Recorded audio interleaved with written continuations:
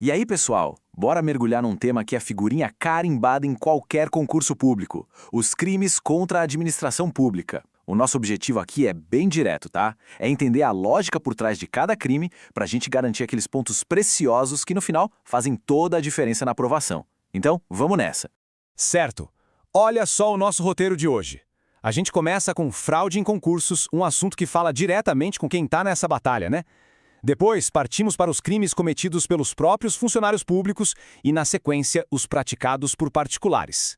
Também vamos definir direitinho quem a lei considera funcionário público, que isso gera muita dúvida. E, para fechar, uma reflexão final para amarrar todo o conteúdo. Vamos começar então por um crime que atinge em cheio o universo dos concursos. Entender a fraude é essencial não só para acertar a questão na prova, mas também para a gente valorizar a seriedade e a lisura de todo esse processo. O nosso ponto de partida é o artigo 311-A do Código Penal. Basicamente, o que ele diz? Ele criminaliza a conduta de usar ou então de divulgar sem autorização o conteúdo sigiloso de um concurso. Sabe, é o ato de vazar prova ou usar alguma informação privilegiada para levar vantagem, seja para si mesmo ou para ajudar outra pessoa.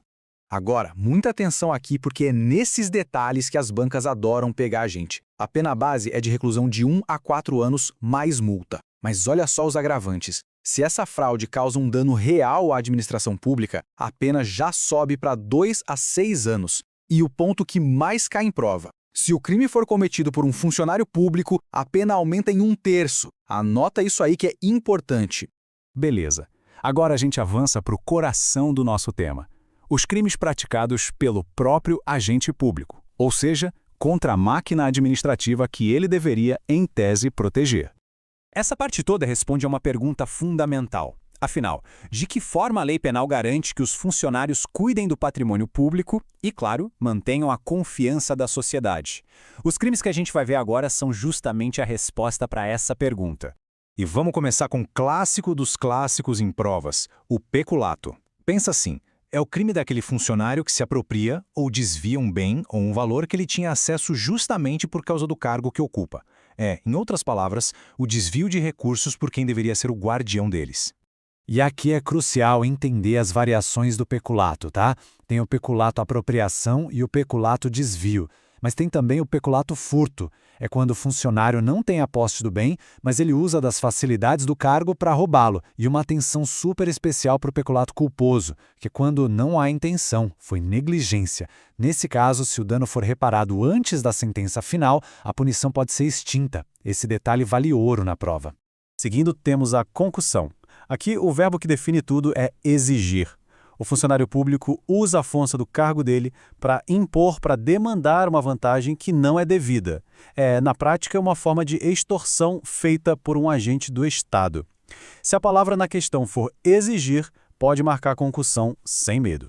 Já aqui na corrupção passiva, a história é outra. Preste atenção na diferença. Aqui não tem exigência. Os verbos são solicitar, receber ou aceitar a promessa de uma vantagem. O funcionário não impõe nada. Ele pede, ou simplesmente aceita ou recebe a propina. Essa diferença sutil entre o exigir da concussão e o solicitar da corrupção passiva é uma das coisas que mais cai em concurso. Agora, um crime que nem sempre envolve dinheiro: a prevaricação.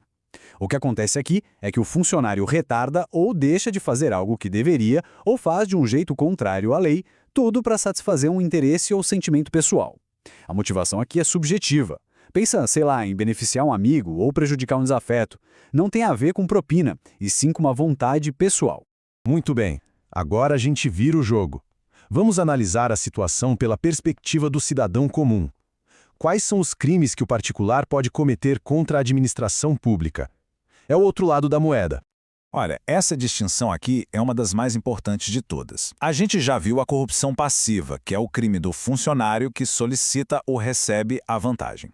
Pois bem, a corrupção ativa, lá no artigo 333, é o crime do particular, da pessoa que oferece ou promete essa vantagem para o funcionário. São crimes diferentes, um para cada lado do balcão, entende? E o crime de resistência?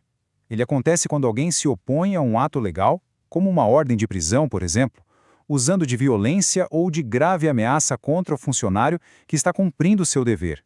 A palavra-chave aqui é essa oposição ativa, com força física ou ameaça séria. Já o desacato é outra coisa. É o crime de desrespeitar um funcionário público no exercício da função dele. A ofensa aqui não é só contra a pessoa do João ou da Maria, mas sim contra a função pública que essa pessoa representa. O que a lei quer proteger é o prestígio da administração. Ok, a gente já falou de um monte de crimes de funcionários públicos. Mas fica a pergunta, para a lei penal, quem é de fato considerado um funcionário público? A resposta, você vai ver, é bem mais ampla do que a gente costuma imaginar. A resposta está no artigo 327. E como eu disse, a definição é super abrangente. É considerado funcionário público, para fins penais, qualquer um que exerça uma função pública. E detalhe, não importa se é algo temporário ou se a pessoa nem recebe salário para isso. O exemplo clássico é o mesário numa eleição. E não para por aí, a lei ainda expande esse conceito. Quem trabalha em entidades paraestatais ou até em empresas privadas que prestam serviço para o governo também é equiparado a funcionário público para fins penais. E para fechar, mais um detalhe que as bancas amam: a pena é aumentada de 1/3 para quem ocupa cargo de direção, chefia ou assessoramento. Chegando ao fim, qual é a grande lição de tudo isso? Dominar esses artigos não é só para passar no concurso. É para a gente entender o tamanho da responsabilidade e da ética que são a base do serviço público. Para quem sonha com cargo, compreender esses crimes é o primeiro passo para se tornar o tipo de profissional que a sociedade e a administração pública realmente precisam.